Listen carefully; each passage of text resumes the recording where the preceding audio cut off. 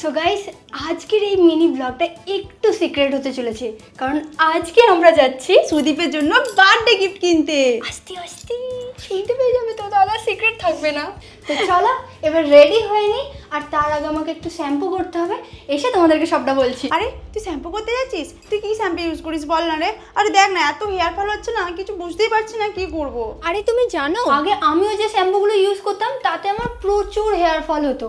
তারপর একদিন জানতে পারি ডিশ ওয়াশে যে সালফেটগুলো ইউজ হয়, আমার যে শ্যাম্পুটা তাতেও সেম জিনিসগুলো ইউজ হয়েছে। আর এটা জানার পর আমি শ্যাম্পুগুলো চেঞ্জ করে দিই, বাট এখন আমি ইউজ করি অ্যাজ গুডনেসের অ্যান্টি হেয়ার ফল শ্যাম্পু। এর মধ্যে আছে খুবই মাইল্ড অ্যাজ কোকোনাট বেসড ক্লিনজিং এজেন্ট, যা চুলের ন্যাচারাল অয়েলকে নষ্ট করে না, আর মেথি যা চুল পড়া নিয়ন্ত্রণ করে। শ্যাম্পুটা পুরো ট্রান্সপারেন্ট, কারণ এর মধ্যে কোনো হার্শ কেমিক্যাল কিংবা কালার অ্যাড করা নেই। অ্যান্ড আফটার 2 days আমার স্ক্যাল্প এখনো পুরোপুরি ক্লিন। অ্যান্ড এখন পার্পলে চলছে crazy offer. You can get anti hair fall serum free with Elf goodness anti hair fall shampoo 500 ml bottle. And পার্পলে এটা 4.2 স্টার রেটিং রয়েছে। তো তোমরা যদি এরকম দারুণ প্রোডাক্ট নিতে চাও, স্ক্রিনে দেওয়া কিউআর কোডটা স্ক্যান করে নাও। তো ফাইনালি আমি রেডি হয়ে চলে এসেছি ধর্মতলায়, আর এবার যাব দাদার গিফট কিনতে। আমি আগে থেকেই ভেবে রেখেছিলাম দাদাকে জন্মদিনে কি দেবো, তাই কোনো দিকে না তাকিয়ে সোজা হাঁটতে থাকি। অ্যান্ড আমার এই নিউ ড্রেসটা খুব কিউট, তাই না? তবে সব থেকে স্যাড বিষয় হলো, আমি দাদার জন্য যে গিফটটা কিনতে চাইছিলাম সেই স্টোরে ভিডিও করা অ্যালাউ ছিল না। তো ফাইনালি দাদার জন্য গিফট কেনা হয়ে গেছে।